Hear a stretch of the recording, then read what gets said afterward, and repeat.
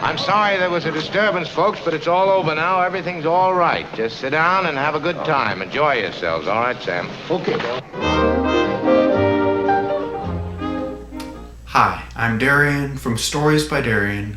I'm joined by my sister Madison, and today we are going to be talking about Casablanca and how little details tell the story.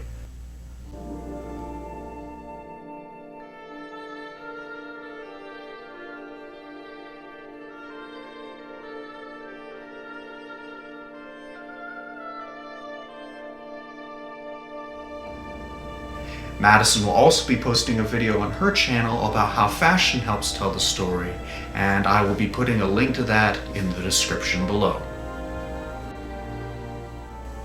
What really stands out in Casablanca is the effort they make to establish atmosphere beyond just quickly proceeding along with the plot, which would have rendered the film quite boring, but they take the time to establish little details for each of the characters, and they make effort to bring you in. From the first time you see Rick's cafe, you enter with other patrons of the cafe.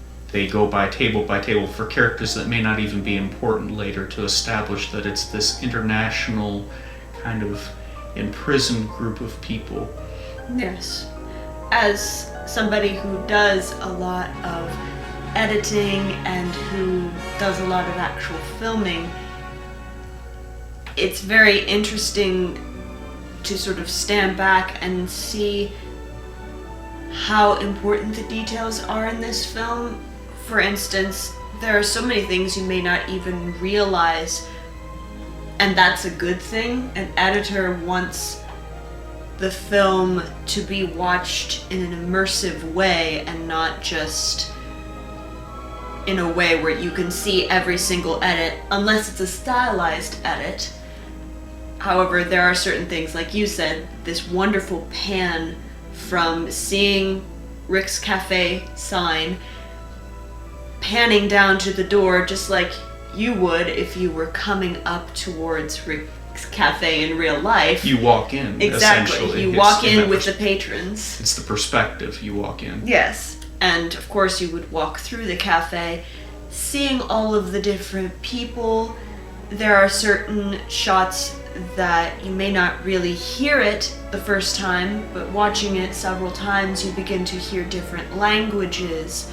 And those little details not only make the story more believable, but it adds this depth to the story that some other films have tried to recreate, but they don't quite understand. Oh, it's not just having a cafe scene, it's all the little details and time and planning put into setting up a world inside a building.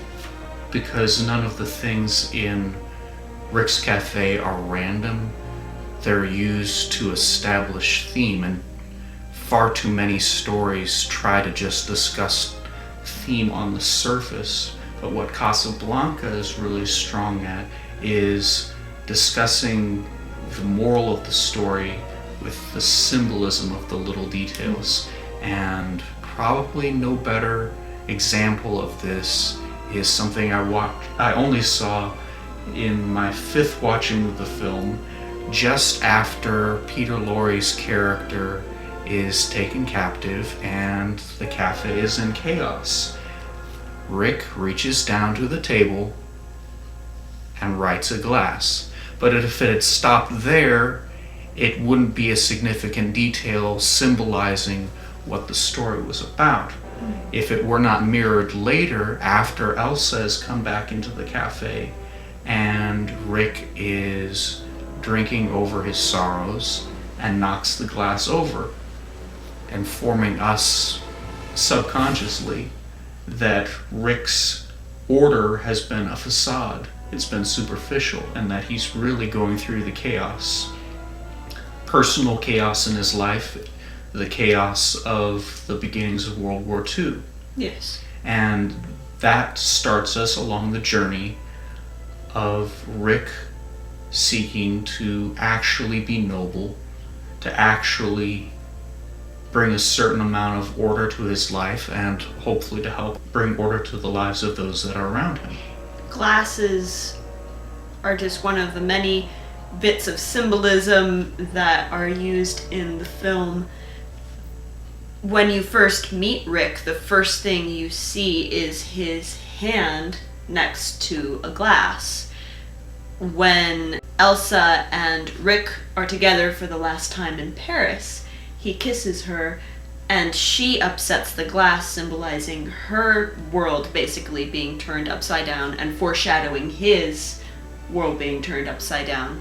So glasses are very subtle uses of symbolism to cement the story without having to say it. I think that's one of the biggest problems with more modern films, is that they feel like they have to say everything that's going on and not use props and symbolism to convey either foreshadowing or, you know, that kind of thing where, how do you exactly say it? Well, the most simple aspect of storytelling, and in particular filmmaking, is the axiom show, don't tell.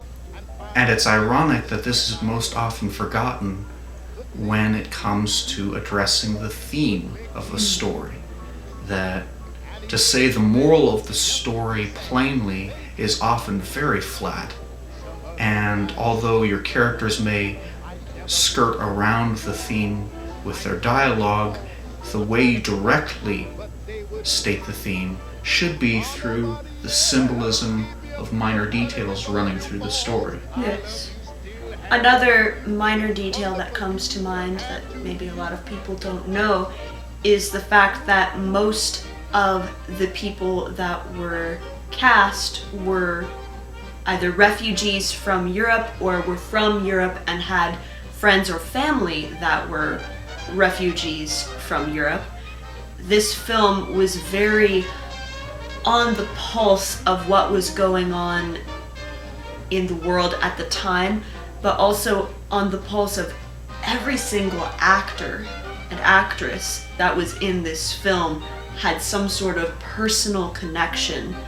And a lot of the actors had a wonderful chance to input, to a certain degree, how their characters should be, what they looked like to a certain degree, how they acted. There were several times throughout the filming of Casablanca that actors were able to say, I don't think this character should be that way, and they were totally right. I believe it was Humphrey Bogart that said, originally with the first draft of the script, Rick sounded kind of like a whiner.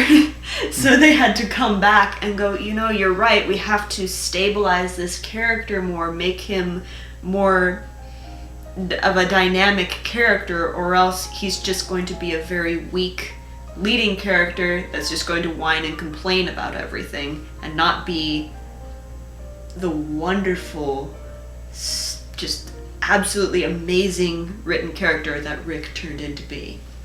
The soft-hearted man under the tough guy veneer. But that concern also enabled the elevation of another character from just being a piano player. Sam was thereby enabled to really act as his friend.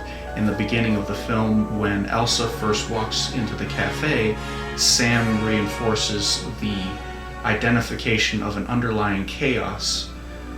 And later when Rick is drinking, Sam is there, instead of Rick just complaining, Sam is there to identify the problem and try to help Rick, try to lead him away from the chaos. Even though that doesn't end up to be the ultimate way to solve the problem, Sam is there to reinforce the nobleness of Rick's character by himself being noble. Yes, definitely.